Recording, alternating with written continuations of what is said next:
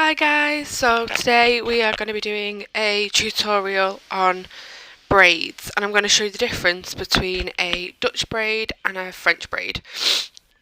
A lot of you don't know the difference between the two, so I'm just going to try and help you guys out and just show you the difference because they are actually quite similar. It's just about changing one thing. So I'm going to be doing it on a doll's head today, so you're going to need 2 bobbles. Any bobbles will do, doesn't have to be anything in particular, and a comb for sectioning. And you're going to start by determining your parting, and this doll has kind of got it on a bit of a side parting, so my parting is going to be slightly off centre, but it's personal preference. However you want to do yours, you do yours. As you can see, mine's gone off a little bit at the side. So section this side completely out of the way and clip it up, and we're going to do one braid on one side and one braid on the other side just to show you the difference.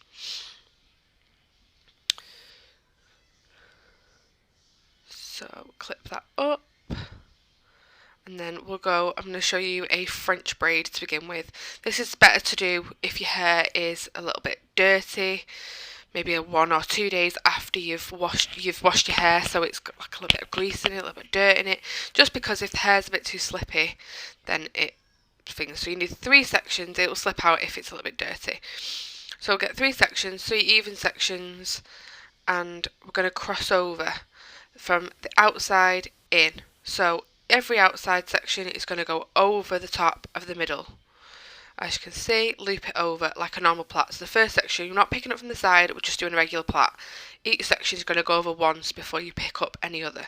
So this side, we're going to go over, pick up from near the parting, and loop it over into the other side. Loop it over. You'll be able to see a little bit more clearly what my hands are doing once we get around the sides. If I turned the doll's head around, all you'd be able to see was my elbow, so I've just done it this way to begin with, just so you can kind of see where I'm starting off.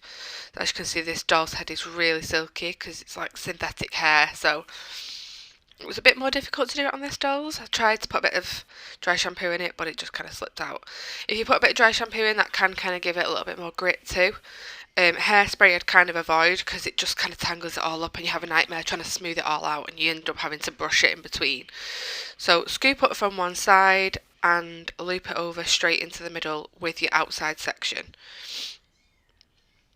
So if you can plait normally, this should be really, really simple for you to do. I think it's easier to practice on somebody else's hair before you try and do it on your own, so you understand what it is you're doing before you try and do it on yourself, because when you're looking in the mirror you just get all your hands and fingers and it just gets in the way.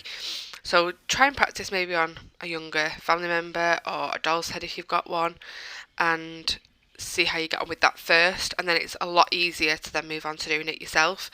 I definitely perfected it on a doll's head before I tried to do it on myself. I have done another video where I do a Dutch braid tutorial on my own hair, which I'll put a link from that at the end of this video so you can have a see, because the hand placement is really important when you're doing it on yourself. You can't do it where your hands are going to go down the back of your head. You have to do it where your hands are at the side of your head, and tension is really, really important with this. So you can see my hands are really, really close to the scalp. Keep tightening it in between every section so that you don't lose that tension, and keeping if you lose your tension, you're going to have to go back to the beginning. That's why it's really, really important to kind of tighten it every time in between. So you see I'm crossing it over into the middle. Here you go, you can see a little bit better now. So scoop up from the side, add it to that section in the middle. Cross it over into the middle, and then grab a bit from that side and add it to the section that you've just put into the middle. And again, scoop up from behind the ear. As you get round the back and near the nape of the neck, that's really, really where it gets a bit tricky. Because if you do lose your tension there, or you start elevating it away from the scalp, you'll create a lot of bagginess and it will look horrendous. So try and keep it as tight as you possibly can. And as well, I suppose the placement where you put the plait, if you're kind of holding your hands too close to your ears, you're going to have the plait in a very different position. So be considerate as to where you're keeping the centre point of the plait. If you're keeping it more towards the parting, you're going to have two braids that are very, very close to the parting. If you're holding your hands close to your ear, you're going to have it in the ear. I could try and keep it as central as you possibly can. There's nothing wrong with having it close to the ear, but you might find that it'll give you a completely different head shape and a completely different finished look than if you try and keep it central. So just bear in mind what you want to achieve and what you want it to look like as to where you put your hands. So as you can see, as I come down to the bottom, hold it really, really close into the nape of the neck. When you're doing this on yourself, this is where you tend to get the bagginess towards the parting side, because you're keeping it really tight on the bit that you can reach, but the bit near the parting is a little bit further away, and that's where it ends up getting baggy. You might have to put in a curvy grip, and it ruins the whole look. So keep it really, really tight, and then you can either plait right down to the end, which is what I'm going to do, or you can put a bobble right in at the nape of the neck if you do struggle to get it tight there, or put buns in it, whichever one you prefer. Give it a bit more of a festival look, and then tie your little bobble through the end, and voila, you have your finished look. So I'll take it off the stand in a minute and I'll just give you a closer look as to how it all appears. So as you can see, it's all really uniform, really sleek and shiny, and the plait is even because I've kept the sections that I've picked up really even. So next we will go over to the other side and we'll do a Dutch braid. This is really, really similar to the other side, but instead of going over with the outside, we're going to go under. So I'm going to show you now. If you section off your 3 sections again, evenly as you can, because the thing is, if you have one side that's not as thick as the other side, it's going to completely throw your plait off and you'll lose all your symmetry. So as you can see, we went over, now we're going to go under. Underneath, underneath. So your middle one is going over and your outside strands are going to go under. I just find this easier to do on myself because I find that the tension's better and you can kind of keep it a little bit neater, I suppose, and then you can bulk it out at the other side. You can pull all the plait apart at the end to kind of give it a bit of a fuller look, and I find this is better if you've got kind of finer hair because you can make it look thicker at the end by pulling all of your strands out and making the plait look like you've got really thick hair when you haven't. It's a bit of a trick, a bit of an illusion. So as you can see, still picking up from the sides, adding it to that section, but you're going to loop it underneath. You're doing it backwards. So instead of going over the top, you're going to put it underneath. Swipe it and loop it under. See how if your hands aren't aching when you're doing this, you're doing it wrong. You need to have those hands should be tight at all times, holding on to those the hair as hard as you can and keeping your tension. If you loosen your hands off and the hair slips, you've got to start again. Some people not necessarily on their own hair, but a lot of professionals, if they're doing this for like a shoot or they're doing it for a wedding or whatever, sometimes it's nice to crimp it a little bit first, not so you can see the crimps, but it kind of gives it that little bit of sturdiness and helps the plait kind of stay together and keep its own tension without having to do so much with your hands.